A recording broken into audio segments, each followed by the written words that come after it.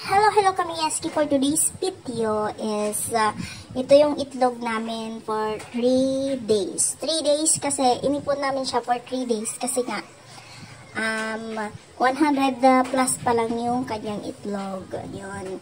Bali 300 na ducks yung meron na kami at saka na malalaki. Siya yung nangingitlog ngayon at saka yung mga maliliit which is hindi naman pa nangingitlog. So, yan yung naipon namin for 3 days at saka hindi niya alam na binibidyoan ko siya. Basta binibidyoan ko lang siya. So, hindi niya alam na binibidyoan ko siya. Yan. So, wala siyang kalam-alam. Basta nagsiseparate siya. Sineseparate niya yung small para pang ulam namin. Tapos yung mga pwede at saka big at pwedeng pang tinda ay ninalagay niya dyan sa may tray.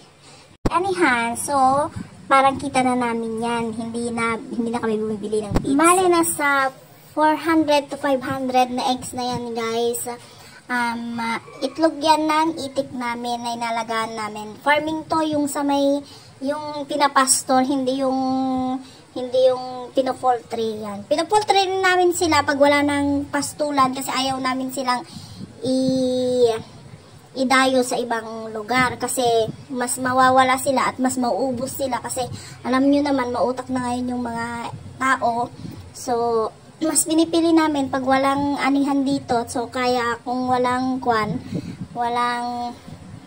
pang taniman, mas pinipili namin i-poultry sila kahit na yung itlog nila ay magiging pagkain din nila. So, yun lang.